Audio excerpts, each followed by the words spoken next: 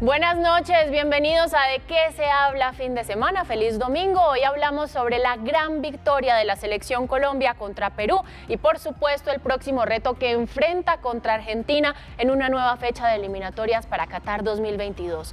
También hablaremos sobre los retos de la reapertura económica y social en educación, comercio y cultura. Y para finalizar, matrimonios virtuales, la nueva modalidad para casarse en tiempos de pandemia. Así comenzamos.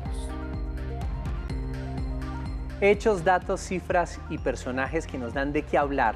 La Selección Colombia se reivindicó tras el desastre de la fecha de noviembre de 2020, cuando las goleadas contra Uruguay y Ecuador pues la dejaron simplemente sin técnico y así acabaron con el ciclo de Carlos Queiroz. Reinaldo Rueda debutó con victoria en Lima contra Perú. Empezó a cerrar la negativa diferencia de goles y además, importantísimo, se acercó a la zona de clasificación con un 3-0 contundente de visitante.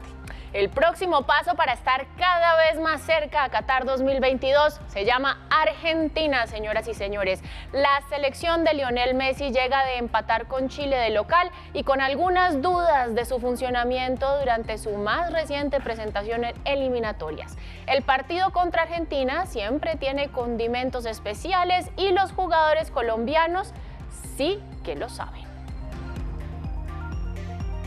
Pues para hablar de este tema que mueve muchas fibras y pasiones, se conecta con nosotros Paulo César Cortés, periodista de ESPN, y también Orlando Asensio, subeditor de Deportes del Tiempo. A los dos muchas gracias por acompañarnos en De qué se habla fin de semana. Y para comenzar, pues quiero hacerle esta pregunta a los dos y brevemente.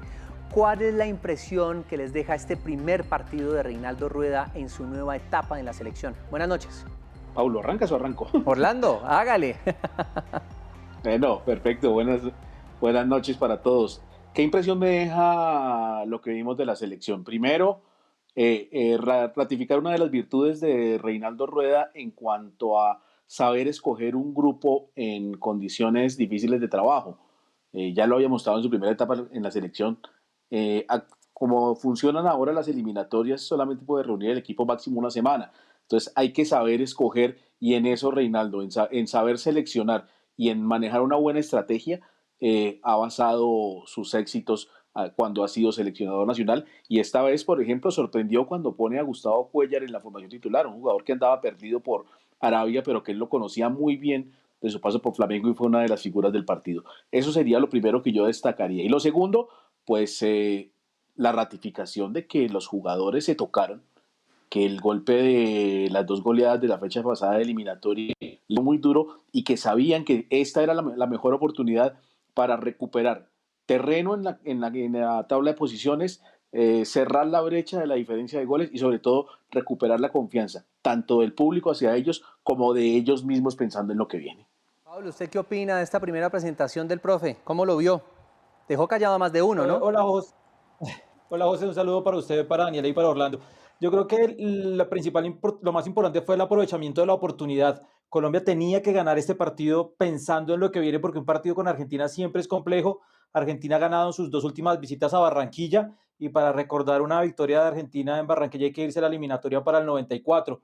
Entonces creo que aprovechar la oportunidad, saber escoger, cambiar el módulo, porque cuando llegó Queiroz se fue por ese 4-3-3 que en teoría era algo moderno, comillas, y él volvió a su 4-4-2 o 4-1-1 con dos delanteros, aprovechando esa sociedad de los jugadores del Atalanta y genera muchísima, pero muchísima confianza el resultado de cara a lo que viene. Son 14 partidos, 14 finales, ya se pasó la primera, el partido con Argentina es completamente perdible, pero creo que se comenzó muy bien y el ánimo del equipo claramente cambió de cara a lo que viene. Bueno, vamos bien, vamos bien. Paulo, ¿cómo fue el trabajo defensivo de la Selección Colombia? ¿Cómo lo vio en ese partido? Buenas noches. Sabe que esa era una de las dudas que existía en el entorno y también en la gente, en los fanáticos y claramente en la prensa por el momento que atravesaban Jerry Mina y Davinson Sánchez. Medina cuando estuvo jugó bastante bien, un jugador que ha sido resistido por un partido que tuvo Colombia en Montevideo de la era Peckerman y que perdió y donde él fue sacrificado. Y del otro lado estaba Tecillo, que había sido una apuesta de Queiroz en un lugar que en teoría no era su posición en el campo, pero al final terminó cumpliendo. ¿Y de qué manera? Al final creo que el cambio que tiene que hacer Gareca para reacomodarse le ayuda a Colombia, porque Advíncula había creado la primera opción del partido para Perú, una jugada por la derecha, y cuando Gareca hace el cambio, retrocede a Advíncula y le permite a Colombia estar un poco más tranquilo en defensa para poder controlar a Guerrero y a los hombres que llegaban de parte del equipo peruano. Pero en términos generales se comportó bien, entendiendo que tampoco la atacaron mucho. Orlando, Cuadrado podría decirse que es el nuevo viejo, digamos, podría llamarse así, líder de este equipo. Pues José, de él se esperaba, ante la ausencia de James, ante la ausencia de Falcao, que él y Ospina asumieran la responsabilidad de ser los líderes de este equipo, no solamente en lo anímico, en el grupo, sino que en el caso de Cuadrado pues lo hiciera en lo futbolístico, y yo creo que lo hizo con creces. Antes del partido todos estábamos pensando en dónde iban a ubicar a Cuadrado, que si lo ponían como lateral, que haya jugado en Juventus, que si de pronto repetían la fórmula de la época de Queiroz, jugando de interior derecho, pero con la posibilidad de ir a la banda, y terminó sorprendiendo Rueda al ponerlo en una línea de 4, en el papel sobre la banda derecha, pero con una tendencia muy importante de Cuadrado a buscar el juego hacia el centro también y ser el socio de todos. Entonces, en ese sentido, se convirtió también en el líder futbolístico que estaba necesitando la selección en un momento tan complicado y con la necesidad de sumar puntos frente a un rival que, si bien estuvo en el Mundial pasado, no viene en buen momento, y se aprovechó también esa crisis que estaba viviendo Perú para recuperar el terreno que se había perdido en las 2 fechas anteriores. Paulo, hablemos ahora de Cuéllar. Algunos dicen que hasta fue el pulmón de la selección en este partido. ¿Qué cree usted que le aportó a esta selección marca Reinaldo Rueda? ¿Será que lo está figurando ahí como un próximo líder? Ese es un jugador que se fue a Arabia Saudita, y en teoría cuando un jugador se va a Arabia Saudita decimos que pierde la posibilidad de estar en la selección, pero él juega en el equipo más importante de Arabia, ha ganado la Copa de Campeones de Asia, es un jugador que conoce Reinaldo Rueda, lo dirigió en Flamengo en el proceso que tuvo el técnico colombiano allí en Brasil, es un jugador que ha hecho parte de los procesos de las selecciones juveniles de Colombia, incluso Queiroz en algún momento lo tuvo en algunas de sus listas. Es un volante que al final tiene un corte distinto al que tiene Barrios, que era el que ocupaba esa posición. Digamos que Barrios es un hombre que quita más la pelota y la entrega de manera más fácil, comillas. En cambio, Cuéllar es un hombre que genera muchísimo más juego. Puede ser por ahí para que Cuéllar se convierta en ese líder que pueda tener el equipo, porque al final entregó una idea diferente a lo que venía trabajando el anterior entrenador, y esta es una jugada que hay que aplaudirle por completo a Reinaldo Rueda, porque lo conocía, fue uno de los nombres más criticados en la lista cuando apareció de cara a estos juegos de la eliminatoria, y creo que es un apunte perfecto del entrenador colombiano, y esperemos que lo pueda seguir dando dentro de lo que pretende el equipo colombiano de cara al juego con Argentina. Orlando, sabemos, reconocemos y además le agradecemos la calidad de James en el tiempo que estuvo en la selección, pero es claro que también viene de un par de años bajo de forma física y sin rodaje de fútbol. James Rodríguez, ¿usted cree que debe volverse a ganar ese puesto en la titular de la Selección Colombia? Pues a ver, cuando esté en condiciones físicas y cuando esté con continuidad, James es indiscutible para mí. Pero también hay que tener en cuenta que el equipo debe aprender a jugar sin él, como lo hizo en este partido en Lima, y como también lo hizo en la era Pekerman. Hubo un par de fechas eliminatorias en octubre de 2016 en la que no estuvieron ni James ni Radamel Falcao, y en esos 2 partidos el equipo sumó 4 puntos, ganó en Paraguay y empató en Barranquilla con Uruguay. Entonces también debe tener el equipo las variantes para no depender de un solo jugador y no ser una selección James dependiente.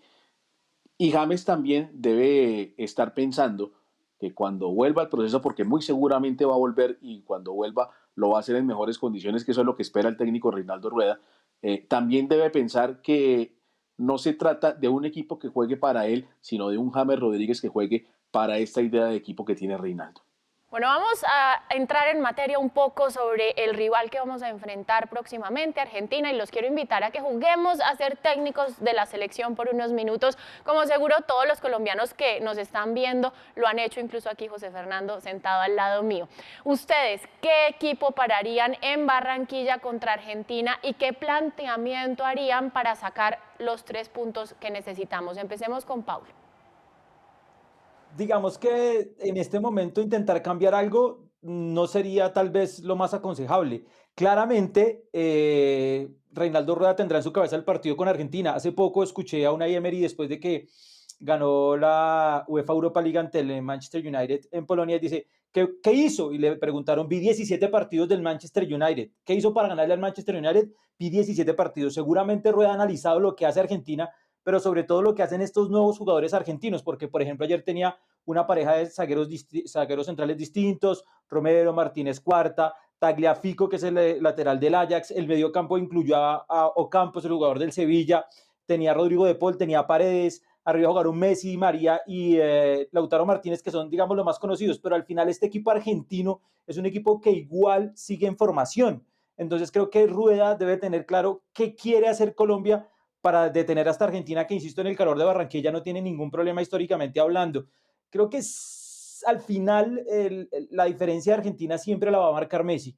En el partido pasado ante Chile, Argentina tuvo problemas de definición y no de generación, pero este es un equipo que tiene nombres importantes, es un equipo en construcción. Por ahora Argentina tiene más nombres que equipo, y pensar que Colombia tendría que cambiar algo, no sé hasta qué punto sea bueno, teniendo en cuenta el equipo que tuvo y el rendimiento que tuvo Lima. Yo no tocaría nada, yo lo dejaría absolutamente igual al que jugó el pasado jueves en Lima. Así como vamos bien, dice Paulo. Orlando le pasó la pelota, ¿cómo sería el equipo?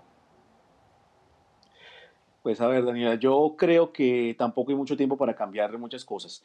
Y hay otro factor que también tiene Reinaldo y también lo que decía Paulo, muy seguramente él ha visto muchos videos como los vio de Perú, y ya voy a dar el ejemplo porque me refiero a eso. Seguramente habrá visto muchos videos de lo que se hizo contra Argentina, y habrá visto los partidos que Colombia ha jugado contra esos rivales. Hace 2 años Colombia jugó un amistoso contra Perú en Lima, también lo ganó 3-0, y de ese equipo que ganó 3-0, en este partido del jueves jugaron 9 de los 11 titulares que estuvieron esa tarde en Lima. Los únicos que no estuvieron fueron James y Falcao, pero los otros 9 fueron el mismo equipo. Mantuvo la misma defensa, jugó Cuellar también ese día, también jugó Mateus Uribe, es decir, mantuvo una base.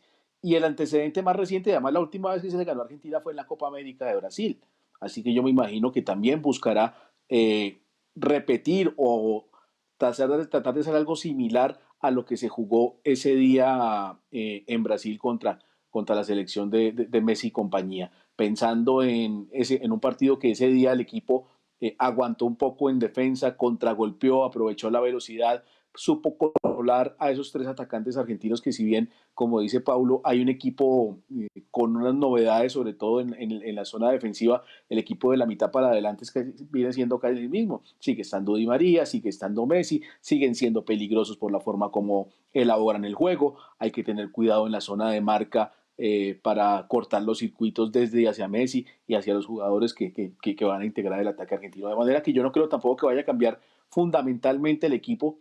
De pronto hará un retoque en la nómina, pero yo no creo que ni tenga tiempo para hacerlo, ni sea la hora para empezar a hacer una revolución cuando las circunstancias de la eliminatoria y lo que viene no permiten trabajar mucho. Ya veremos en la Copa América, ahí sí se empezará a ver con mucho más ahínco la mano de Reinaldo cuando tendrá la posibilidad de trabajar casi un mes con el equipo completo. Pues estoy con ustedes, es mejor ser un poco conservador e ir a la fija. Agradecemos a Paulo César Cortés, periodista de ESPN, y también a Orlando Asensio, subdirector de Deportes del Tiempo. Gracias por acompañarnos en ¿De qué se habla fin de semana?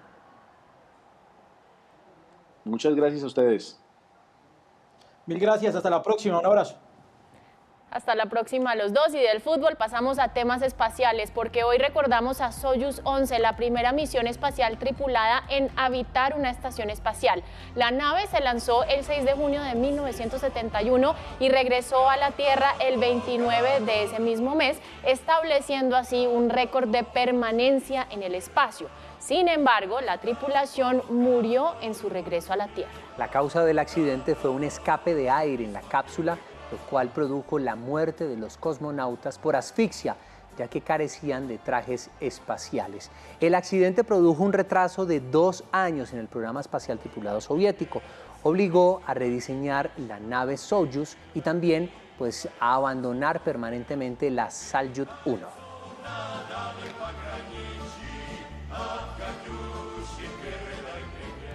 Nos vamos a nuestra primera pausa. Recuerden que los leemos con el numeral Hablemos de. Ya regresamos para hablar de reactivación de todos los sectores de la economía. No se vayan.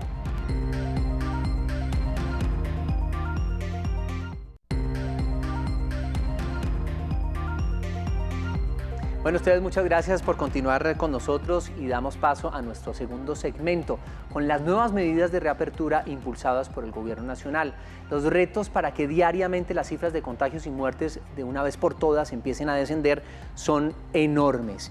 Por eso, varios de los sectores que se verán afectados positivamente con esta nueva regulación que preparan para empezar un nuevo ciclo de normalidad y activar la ya maltrecha economía del país. Entre los sectores más importantes a reactivar se encuentran la educación, uno de los que más ha sufrido las consecuencias de cuarentenas y restricciones. También están los espectáculos culturales y conciertos, los negocios de entretenimiento nocturno, gastrobares y también los jóvenes emprendedores. De la misma manera, el tema de la vacunación se convierte en una variable que está en primer lugar de importancia. La necesidad de acelerar la aplicación de los biológicos, consolidar también una verdadera reapertura para que los sectores más golpeados por la pandemia empiecen con su reconstrucción y además vuelvan a generar los miles de empleos perdidos. Para hablar de este tema se conecta con nosotros Juan David Castaño, vicepresidente de Fortalecimiento Empresarial de la Cámara de Comercio de Bogotá. Buenas noches y bienvenido a ¿De qué se habla fin de semana? Muy buenas noches, Daniela, José Fernando, por supuesto, para todas las personas que se conectan en este momento al programa. Juan David, cuéntenos cuáles son los principales retos que tiene la Cámara de Comercio de Bogotá para la reapertura que se viene en la capital. No, nosotros desde la Cámara de Comercio estamos realmente muy optimistas, porque era un paso que teníamos que dar, el paso de hacer esta apertura a todo el sector empresarial, quitando restricciones como lo puede ser el pico y placa, quitando restricciones de horarios que algunos sectores lo venían todavía sufriendo, y así dinamizar al sector empresarial, que al final es dinamizar el ingreso de millones de colombianos que a través de su empleo formal, a través de la posibilidad de trabajar en estas empresas que se van a reactivar, vamos a seguir construyendo un mejor futuro para todos. Claro que sí, Juan David, pero ¿cómo está trabajando, por ejemplo, la Cámara de Comercio de Bogotá para que esta reapertura promueva el empleo en la población de jóvenes que ya ellos han sido los más afectados en términos de desempleo? ¿Qué estrategias se están implementando en este momento? Pues José Fernando, efectivamente nos preocupa muchísimo la población joven, eso que se denominan los ninis, que ni estudian ni trabajan. En este momento estamos hablando de una tasa de desempleo en jóvenes menores de 28 años de cerca del 30%. Los dos sectores poblacionales más impactados por el COVID y por la situación que estamos viviendo en estas últimas semanas son los jóvenes y las mujeres. Por eso desde la Cámara de Comercio de Bogotá lanzamos una gran iniciativa y es una iniciativa que se llama Jóvenes que Transforman, Jóvenes que Reactivan, Jóvenes que queremos escucharlos para que sean los mismos jóvenes a través de un proceso de diálogo, un proceso de pasar seguramente del inconformismo a la propuesta, a la acción, puedan ellos mismos estructurar propuestas, proyectos, iniciativas de emprendimiento, de empleo y del rol que el sector privado puede jugar en la actualidad para que entre todos impulsemos eso. Es un dato muy importante José Fernando. Cuando uno le pregunta a los jóvenes, han salido muchos estudios durante las últimas semanas, ¿qué es lo que más les está preocupando? Es la falta de oportunidades y la falta de empleo. Y cuando uno mira eso en estudios de hace 1 año y medio, eran preocupaciones más atadas a lo que estaba pasando en el país. Hoy día lo que les preocupa es tener empleo, es tener ingresos, y por eso queremos habilitar esta gran conversación, este gran diálogo social en Bogotá y la región para saber cómo el sector privado puede sumar en esta conversación. Así Muy es, importante escucharnos, que es vital realmente escuchar a los jóvenes para poder generarles propuestas adecuadas, digamos, al tamaño de lo que ellos necesitan. Así es, José Fernando. Y aquí pues los televidentes jóvenes que nos ven ya saben que las puertas están abiertas en la Cámara de Comercio de Bogotá. Juan David Castaño, vicepresidente de Fortalecimiento Empresarial de la Cámara de Comercio de Bogotá. Muchas gracias por acompañarnos hoy. Daniela, a ustedes, y aquí los estamos esperando a todos esos jóvenes para ayudarlos en sus proyectos de emprendimiento, en sus iniciativas de empleo, y los esperamos. Un saludo y muchísimas gracias por la invitación.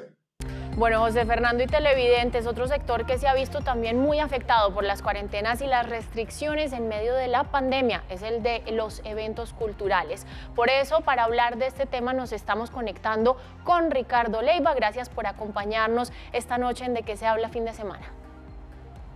Hola a los dos, ¿cómo están? Qué maravilla estar en este momento aquí. Bueno, Ricardo, el gusto es nuestro. Cuéntenos cómo toman ustedes, su sector, las nuevas medidas decretadas por el gobierno para la reapertura de los eventos culturales. Pues imagínate, es como el momento más feliz que podemos tener porque hemos pedido esto desde hace muchísimo tiempo, no porque quisiéramos ser un poquito los irresponsables alrededor de esto, al contrario, sino porque sabemos que tenemos la capacidad desde todos los ámbitos del mundo de los eventos, los culturales, los de educación, los de entretenimiento, en una capacidad logística de implementar los protocolos que corresponden, de ir a los topes que de verdad son seguros. Y aquí hay producción talla mundial, aquí hay control, aquí hay buen diseño, de manera que sabíamos que esto nos ayudaría mucho porque estamos listos para asumirlo. Ricardo, ¿cuáles son los retos más importantes tal vez que tiene este sector en medio de esta reapertura y en la situación que estamos viviendo de este tercer pico prolongado que tenemos? Pues mira, hay un reto y hay un aprendizaje grande. A todos nos tocó variar de una manera importante el producto a temas virtuales y los temas virtuales van a ser parte de la combinación de la oferta y de la propuesta de valor que vamos a tener ahora todos.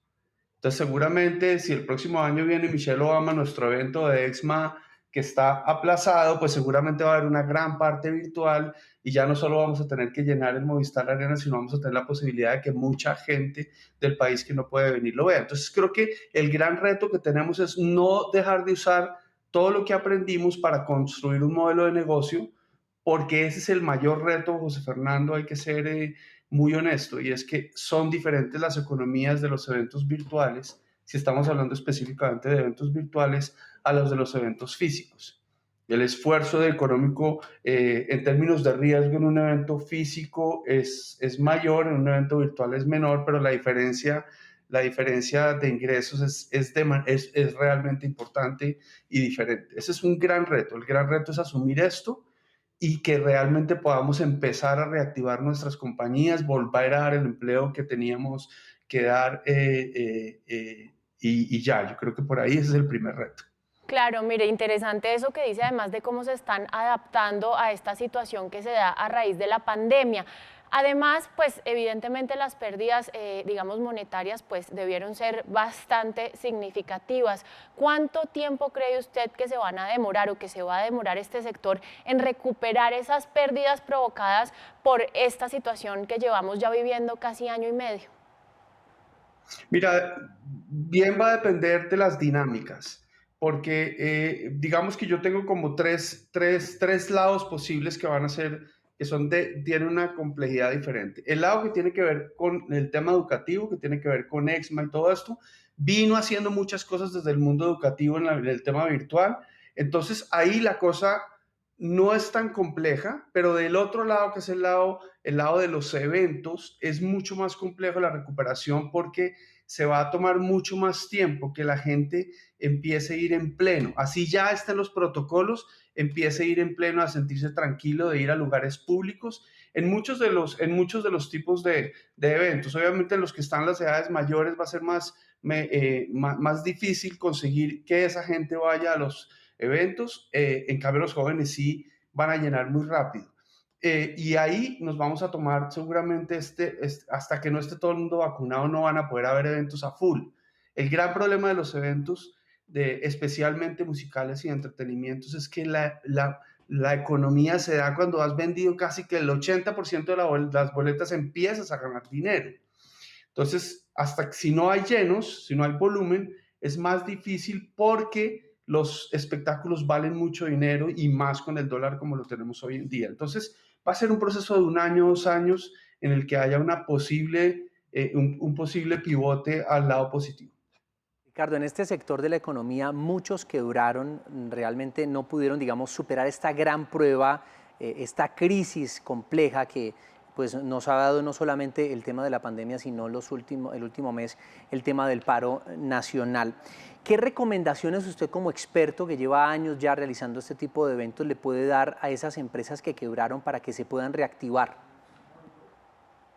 Mira, el modelo para mí es definitivamente de reinvención, es fundamental. Puede ser que hemos usado la palabra reinvención demasiado, pero todo el mundo se tiene que sentar a rediseñarse completamente.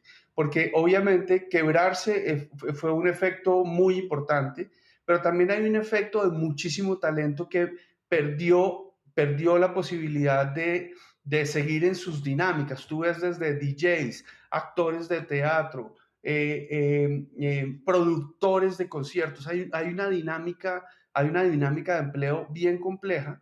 Entonces, yo creo que la recomendación la hago mucho más a la luz de como la mentalidad del emprendimiento como tal. Eso es en lo que yo creo mucho más. Yo creo que desde la perspectiva de esto, la cultura y el emprendimiento pueden ser dos de los mejores remedios para acelerar una cosa que he dicho en los últimos días y que la digo tratando de no irrespetar a las personas que han sufrido en directo desde la perspectiva de la salud y de la muerte de algunos de sus familiares con la pandemia, y eso sí, lo respeto al 2000%. Amigos que hemos perdido todos, pero en realidad lo que tenemos que hacer es despandemizar la mente, porque hay gente que se está bloqueando demasiado. Entonces necesitamos despandemizar la mente y meternos en la dinámica de emprender, aprender a innovar, crear productos nuevos. Lo vimos ahora que acabamos de terminar la grabación de la 4ª temporada de Shark Tank la semana pasada. Los emprendimientos están forzándose ahorita a hacer cosas mucho más disruptivas. Entonces, lo que yo le digo a la gente del mundo del emprendimiento, todo el mundo a innovar, porque la oportunidad va a ser mayor, pero va a ser mucho más peleada y necesitamos hacer la diferencia porque vamos a tener más controles. Me encanta esto y lo resalto, despandemizar la mente, Daniela. Muchas gracias de verdad, Ricardo, por estar con nosotros, empresario de eventos culturales, de conferencias y que vuelva. Ojalá se pueda realizar el evento con Michelle Obama. Muchas gracias. Sí, esperamos que sí. Yo supongo que eso va a depender de que ya ahí sí todos podamos hacerlo y ella ya le permitan viajar. Bueno, a esta hora continuamos hablando de reapertura y ahora se conecta María Victoria Angulo, ella es ministra de Educación, para ampliar el panorama sobre uno de los sectores que más ha sufrido por la pandemia y recientemente por el paro nacional, la educación. Gracias por acompañarnos, señora ministra, en De qué se habla fin de semana. ¿Cuáles son las consecuencias que ha dejado la inasistencia de muchos estudiantes a colegios y universidades durante la pandemia? Buenas noches. Bueno, buenas noches, José Fernando. Un saludo muy especial también a todos los televidentes, a Daniela. Yo creo que las consecuencias son en diversos aspectos y es muy importante señalarlas para resaltar la importancia de retornar. Tenemos un concepto de desarrollo integral que no podemos perder de vista, desde los más pequeñitos hasta los jóvenes universitarios, y a ello me refiero con componentes de tipo de impacto nutricional, emocional, tanto en los pequeños como todo el tema de depresión y otras afectaciones en los jóvenes, y algo muy importante, José Fernando, que es la parte cognitiva, el aprendizaje. Y no solamente pues en Colombia, claramente tenemos la evidencia a nivel internacional, como es clarísimo el impacto. Tú bien lo dijiste en la introducción de esta pregunta. Esto hace que hayamos tenido una época que no tiene referente previo, pero frente a la cual no solamente hay que quedarnos lamentando o reconociendo, sino actuando. Y por eso la importancia de retornar, la importancia de trabajar aceleración de aprendizajes, apoyo socioemocional y no darle más dilaciones al tema. Así es, ministra. ¿Cuáles son las expectativas para el inicio de esta reapertura en el sector de la educación y cuáles son esos grandes retos que se tienen? Correcto, Daniela. Emitió el señor ministro de Salud la semana que acaba de pasar la resolución 77 de este año. Y me parece muy importante dárselas a conocer a todos los televidentes, porque esta resolución lo que hace es un análisis ya de reapertura de todos los sectores y obviamente cómo se van a abrir todos los sectores y no darle la importancia al sector educativo. Entonces hace un zoom particularmente en el sector educativo, reconoce este plan de vacunación de maestros masivo gracias al apoyo del presidente y el ministro de Salud. Les puedo contar a la fecha, el reporte que tengo más actualizado, que van más de 200.000 maestros vacunados. Esto es muy importante. Esperamos la semana entrante estar llegando casi a la totalidad de los maestros en la primera dosis y por eso el ministro ha puesto en perspectiva lo siguiente. Culminamos en julio la vacunación de los maestros y en paralelo culminamos todas las adecuaciones de sedes ajustadas al protocolo. Y recordemos que para no encontrar motivos para no retornar, sino todo lo contrario, el protocolo es un protocolo muy sencillo. Es el tapabocas, distanciamiento de 1 metro, tiene que ver con los aforos que define la institución educativa, la higiene de manos y la ventilación. Si nos preguntan si hemos trabajado en ello, claro que sí, y tenemos que redoblar esfuerzos con alcaldes y gobernadores en los lugares donde hacen falta. Y conjugando estos dos temas, adecuaciones, protocolo y vacunación, el mes de julio, luego del receso escolar, es donde están dadas todas las condiciones para este retorno a la presencialidad plena. Entre otras cosas, ministra, porque si este sector no comienza también y no se reactiva, pues sería un gran cuello de botella para todo el manejo de la economía en nuestro país, porque los padres necesitan, para poder salir a trabajar o para poder trabajar, necesitan que sus hijos también estén estudiando de una mejor manera y pues con esto de la virtualidad no lo estaban haciendo en su totalidad. Ministra, con la vacunación de los maestros, ¿cómo sería el regreso a clase de los estudiantes? Porque FECODE asegura que no basta con la inmunización de los profesores e insiste en que sería necesaria la adecuación de los espacios educativos para regresar a las aulas. ¿Usted qué opina? Pues opino que lo que necesitamos todos los colombianos es trabajar con generosidad, poner hechos ciertos sobre la mesa y estos hechos ciertos tienen que ver no solamente con la vacunación, como bien dicen ustedes, sino tiene que ver con la adecuación para la que nos hemos venido preparando desde inicio de año. Y le cuento a los televidentes, el gobierno no solamente giró más de 400.000 millones en el FOME, para poder generar todas las compras de los protocolos de bioseguridad y mejoramientos, sino además invirtió más de 200.000 millones en mejoramientos rurales y alcaldías y gobernaciones hicieron también inversiones complementarias que dan cuenta, por ejemplo, en aquellas sedes que no se cuenta con agua para el lavado de manos o para la limpieza, poder contar con ella. Yo creo que lo más importante, José Fernando, a los padres, a los maestros, primero a los maestros reconocer su compromiso. En educación en casa trabajaron con todo amor e innovación. En alternancia, recuerden que antes del tercer pico ya teníamos el 40% de las sedes abiertas con un compromiso enorme de los maestros y directivos que demostraban que es posible. Entonces, bueno, aprovechemos estas últimas semanas mientras terminan de hacerse el proceso de inmunización los maestros, terminemos con los alcaldes y gobernadores de hacer las últimas adecuaciones y preocupémonos de lo importante, el desarrollo de los niños. Ellos no han tenido voz, todos los adultos discuten sobre qué aperturar, sobre los distintos derechos y los derechos de los niños, de los adolescentes son muy importantes. Y a donde hemos ido, José Fernando, con los diálogos de juventud a propósito del Pacto por la Juventud que lidera el señor presidente y estamos trabajando, no solamente llegan los jóvenes que obviamente expresan su sentir de retornar, sino llegan adolescentes, los más pequeños diciendo, bueno, ¿cuándo está listo todo para nosotros, para retornar? Así como se habla de la reapertura. Y no olvidar algo también, José Fernando, además de estos dos elementos, terminar las adecuaciones, que en ello estamos, el proceso de inmunización, una invitación a todos los maestros a terminar el proceso de vacunación, a acudir a las convocatorias de las secretarías de educación. Y la tercera, autocuidado. De esto, José Fernando y Daniela, no se habla mucho cuando estamos hablando con distintos líderes de opinión o voceros de los maestros. Recordémoslo, creo que es un compromiso de todos. La resolución 77 invita a retomar todas las actividades.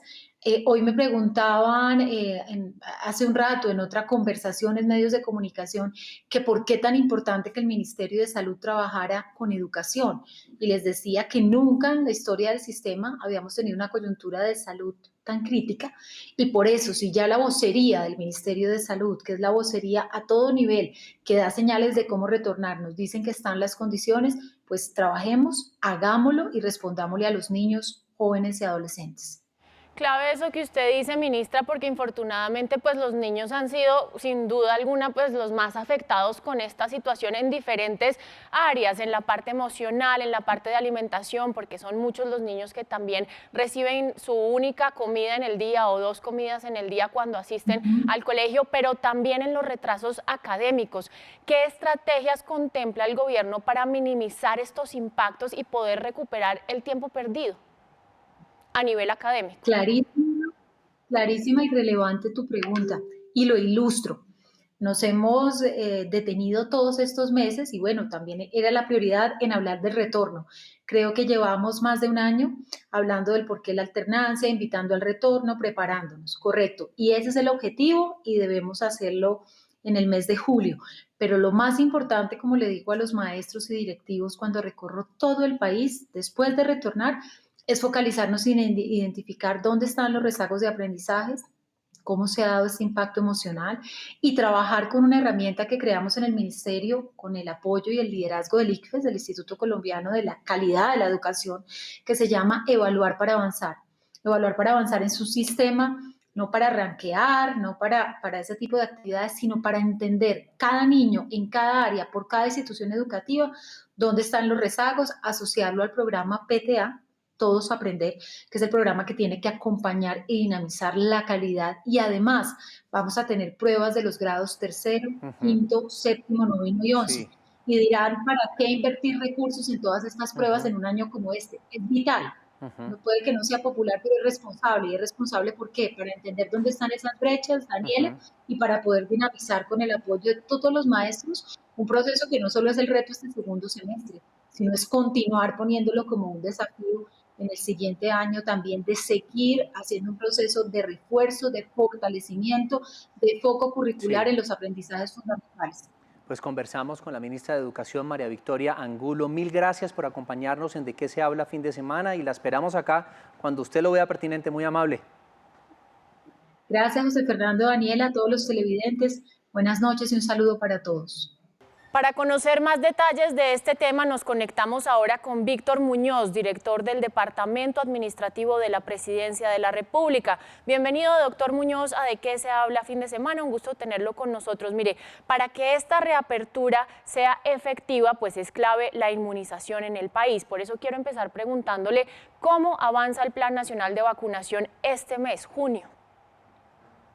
Bueno, Daniela, muy buenas tardes y buenas tardes a todos los que nos acompañan. Lo primero para mencionar es que el plan de inmunización avanza en muy buen ritmo. Hemos logrado durante el último mes, en el mes de mayo, se pusieron 5 millones de dosis, que es básicamente el mismo número que se ha colocado sumando el mes de febrero, el mes de marzo y el mes de abril. Para el mes de junio tenemos la proyección de colocar 7 millones de dosis. Eso lo que nos lleva es que el 30 de junio debemos tener nosotros 17 millones de dosis en todo el país, lo cual nos permite mantener este ritmo superior a los 230.000, 250.000 dosis por medio día. Doctor Muñoz, se nos había dicho antes que esto era como una llave que se abría y se cerraba dependiendo de la ocupación y de la situación en la que nos deje la pandemia. Pero, por ejemplo, Bogotá sigue reportando cifras de contagios impresionantes y muertes realmente preocupantes. ¿Por qué se toma la decisión de reactivar la economía del país en medio de este tercer pico sostenido? Recordemos que la resolución 777 por parte del Ministerio de la Salud habla de una cosa que se llama el índice de resiliencia. ¿Qué significa ese índice? Toma en cuenta 3 factores. Nivel de ocupación de camas UCI, el segundo factor es nivel de avance en vacunación y el tercer factor es el nivel de cero prevalencia en los municipios. Ciudades como Bogotá, que tienen una ocupación de UCI mayor al 85% en este momento, deberán esperar algunos días para poder arrancar esos últimos sectores que faltan por reactivarse.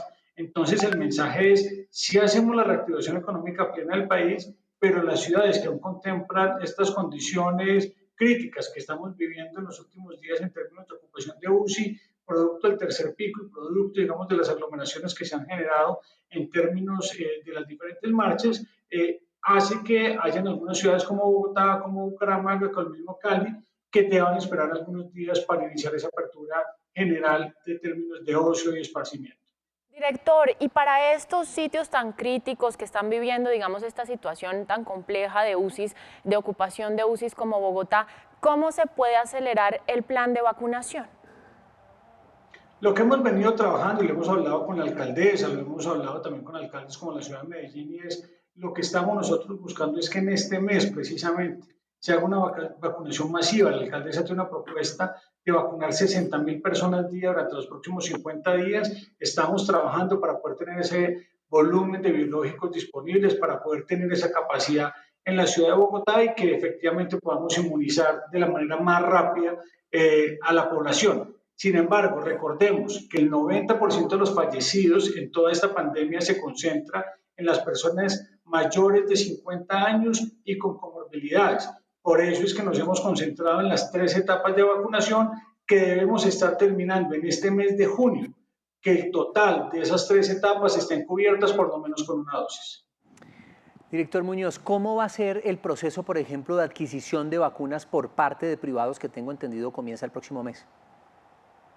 ¿Qué se ha hecho con el sector privado? Se ha hecho un acompañamiento por parte del gobierno, en este caso en particular con la farmacéutica Sinovac en China. Nosotros hemos hecho un proceso de negociación como gobierno. Las vacunas son compradas a través del mecanismo FOME, a través de la subcuenta COVID, y el sector privado, digamos, lo que hace es pagarle esos recursos al gobierno por la adquisición de esos 2.5 millones de dosis. Entonces, en este momento, para el mes de junio, lo que tenemos es una reserva de compra de 2.5 millones de dosis que serán pagadas en su totalidad por el sector privado, y quien hace la compra es el gobierno, dado que en este momento las farmacéuticas no están haciendo ventas a privados en el mundo. Mire, director, pues la idea es que profundicemos un poco también en cómo va este plan en los diferentes sectores. Entonces, quiero empezar por el sector educativo. ¿Cómo avanza el plan de vacunación para los maestros del país? Bueno, eso es muy importante mencionarlo, y es, primero, todos los maestros que se encontraban en etapa 1, 2 y 3 por edad, pues ya han ido en su proceso de vacunación, como lo han ido el resto de la población. Pero lo segundo, en la etapa 3, se inició hace 2 semanas que arrancamos con un proceso piloto de vacunación con el sector educativo. Le entregamos la totalidad para que sean vacunados todos los maestros entre el mes de junio con la primera dosis y el mes de julio con la segunda dosis. La meta, el 15 de julio, el 100% de los maestros estarán vacunados con las 2 dosis, y de esta manera podremos regresar a la presencialidad en los diferentes establecimientos educativos. Director Muñoz, gran preocupación genera este regreso a clases de los estudiantes en diferentes regiones de nuestro país. Y yo, como padre de familia, voy a llevar la vocería en este tema porque en otros países ya se está vacunando a los adolescentes desde los 12 años. Con esta reapertura del sistema educativo, ¿cómo acelerar también la inmunización para esta población y así garantizar la salud de los estudiantes? Bueno, es muy importante mencionar que hasta hace pocos días la Unión Europea y en Estados Unidos se ha empezado a contemplar la vacunación de 12 a 16 años. Nosotros ya iniciamos el estudio por parte de los comités de vacunación que asesoran al Ministerio de Salud para establecer en la última etapa la viabilidad que tendría la vacunación en este segmento. ¿Qué pasa? Primero debemos avanzar, como se ha hecho en las 5 etapas que se tienen definidas del Plan Nacional de Vacunación, y contemplar esta posibilidad que, como les menciono, en las próximas semanas seguramente el Ministerio se pronunciará al respecto. Como ya Europa ha comenzado, Estados Unidos ha comenzado, y es un proceso pues, que se irá generalizando en el mundo entero. Mire, otro sector también importante es el del entretenimiento, que se ha visto bastante afectado pues, por el tema de la pandemia. ¿Qué se ha pensado para este sector y no sería, por ejemplo, ideal contemplar una medida como el pasaporte de vacunación que también se aplica ya en otros países? Nosotros, y eso es una de las conversaciones que se han venido teniendo, no solo en el tema de entretenimiento, sino todo lo que tiene que ver con viajes internacionales. En las reuniones conjuntas que se han tenido en OCDE, se establece que muy seguramente en los próximos meses se empezará a utilizar el pasaporte de vacunación como mecanismo de viaje o de accesibilidad a los viajes. Esperamos, digamos, que a través del mecanismo que se está construyendo con el Ministerio de Salud, que los ciudadanos puedan presentar ese pasaporte de vacunación que le permita generar confianza en el acceso a los diferentes lugares. No es obligatorio, eso hay que mencionarlo porque recordemos que además la vacunación es voluntaria. Sin embargo, sí vamos a permitir que se tenga un pasaporte digital donde esté la información de la vacunación, muy seguramente a través de la plataforma Corona. Sí, director. ¿Qué farmacéuticas diferentes a las que ya se vienen trabajando con el gobierno, digamos, se tiene presupuestado que negocien biológicos para la llegada al país? Nosotros en la actualidad ya hemos adquirido más de 71 millones de biológicos, más de los que necesitábamos incluso para la vacunación de los 35 millones de colombianos, y hemos tenido ese inventario adicional pues, para tener control de cualquier contingencia. Sin embargo, farmacéuticas tipo Sputnik, farmacéuticas tipo Sinopharm y otras COVAX con .X, son algunas de las que han manifestado interés ante el INVIMA para hacer la solicitud de aprobación para el uso de emergencia. Una vez ellas surtan este procedimiento técnico, quedarían habilitadas para hacer cualquier procedimiento de compra. Pero pues digamos que deben surtir ese procedimiento que ya han efectuado las otras farmacéuticas en el pasado. Víctor Muñoz, director del Departamento Administrativo de la Presidencia de la República, muchísimas gracias por acompañarnos en De qué se habla fin de semana y darnos este breve panorama sobre el Plan Nacional de Vacunación y también sobre la reactivación económica y social del país. No, muchísimas gracias a ustedes, un feliz fin de semana. Y un día como hoy, 6 de junio, en el año 1984, nació Tetris, el icónico juego tipo rompecabezas que comparte lugar con títulos como Pong, Pac-Man y Mario Bros. En el Salón de la Fama de los Videojuegos.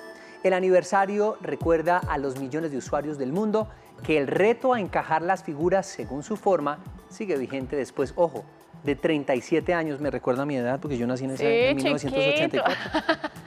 Tetris fue creado por el ingeniero informático ruso Alexei Pajitnov, quien programó la primera versión de Tetris inspirado en un juego de pentaminos mientras trabajaba en el Centro de Computación de la Academia de Ciencias de la Unión Soviética, fundado por el gobierno soviético. El nombre del título deriva del vocablo griego tetra, que significa 4, como la cantidad de cuadros que componen cada una de las piezas de este juego.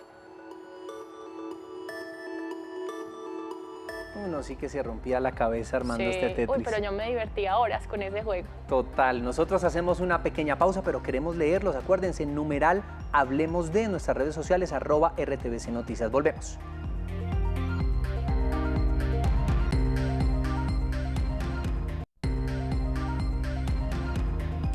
Hoy en De qué se habla fin de semana recordamos a uno de los presentadores más queridos por los colombianos, J. Mario Valencia, que falleció el 6 de junio de 2019 de un paro cardiorrespiratorio después de sufrir un derrame cerebral tras 5 días de haber estado internado en el hospital de Boca Grande en Cartagena. J. Mario cultivó una larga y productiva carrera en la televisión. Los colombianos lo recordamos por su participación en programas como Valores Humanos, Telesemana, Muy Buenos Días y Sábados Felices.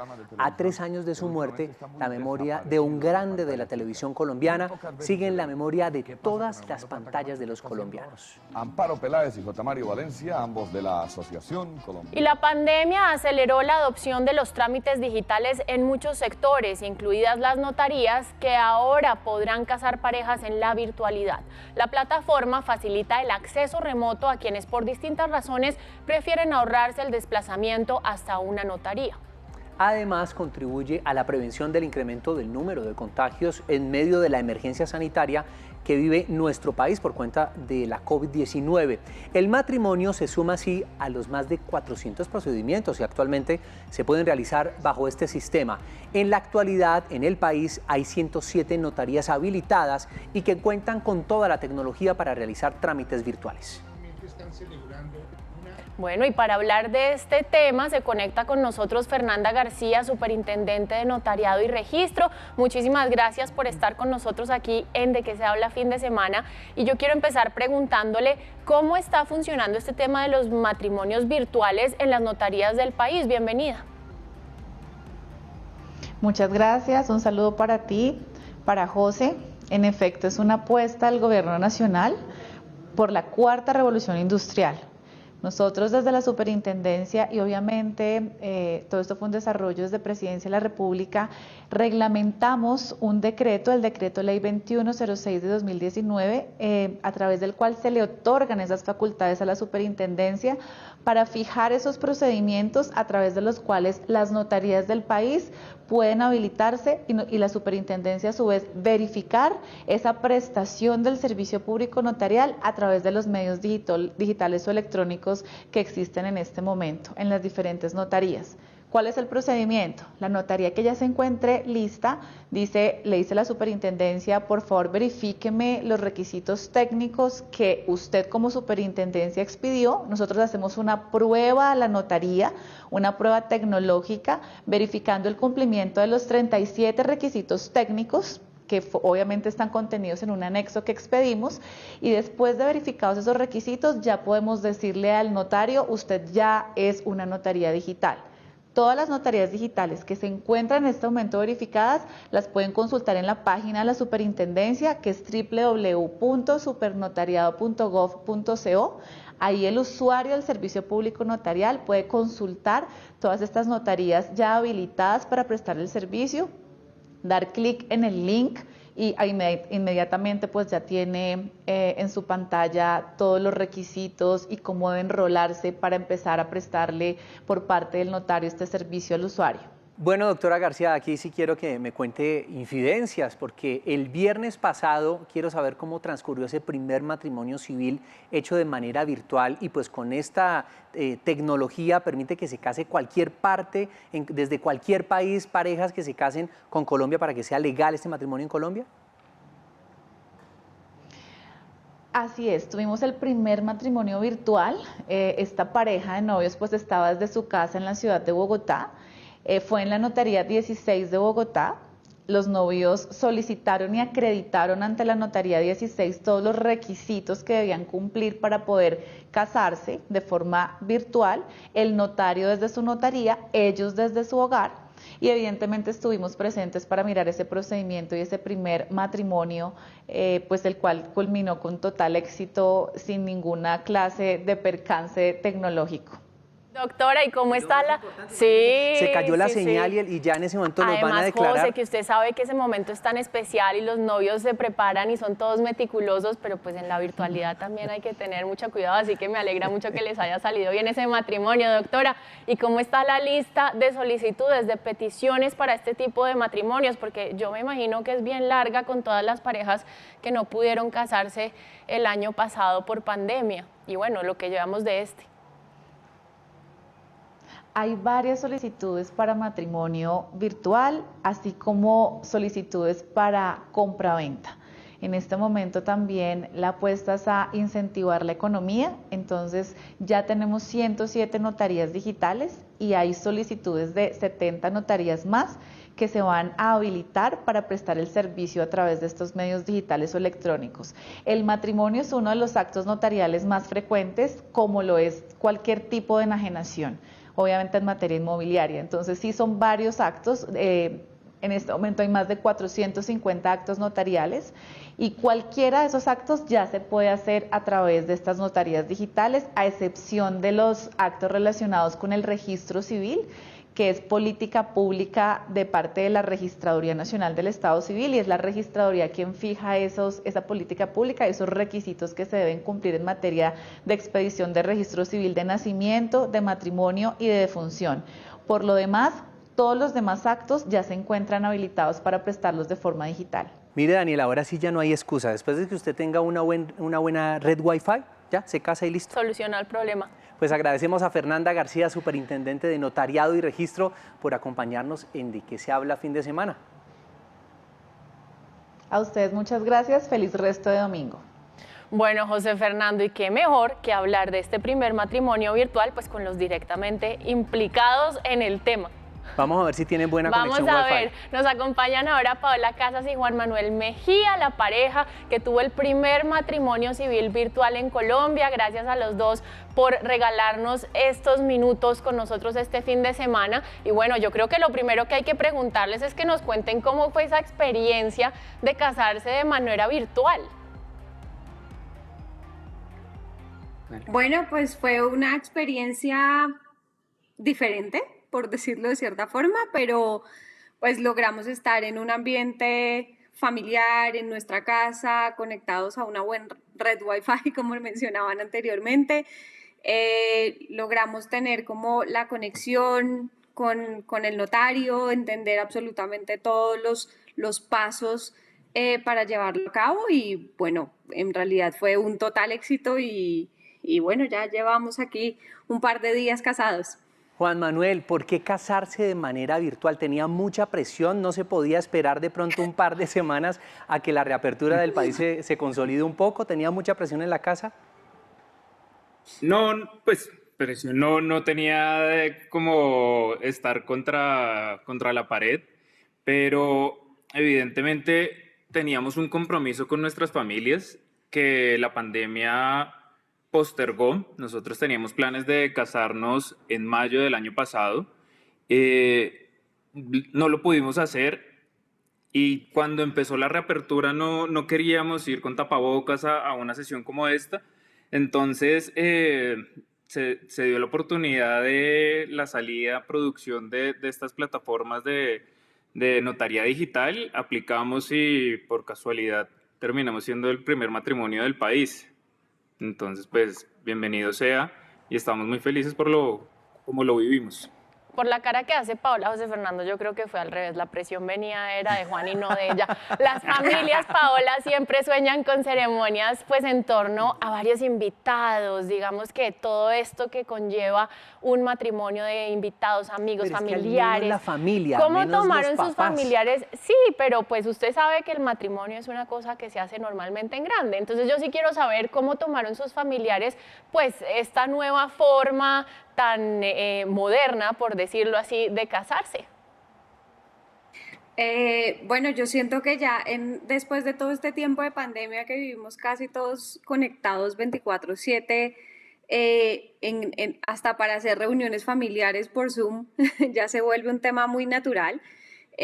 Nuestra familia no nos podía acompañar porque pues están cuidándose por temas de aislamiento, entonces pues aprovechamos también para hacerlo, aprovechamos el momento y nos acompañaron de forma virtual, igual que todas las personas que pudieron ver partes de cómo se llevó a cabo esta boda. En el momento en donde dijeron, si alguien, digamos, se opone a este matrimonio, que hable o calle para siempre, ¿hay qué? El gato.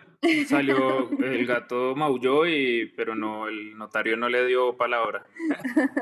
No, pues son cosas que se improvisan y no pasó, en realidad no tuvimos la pregunta. No tuvimos la pregunta, no pasó.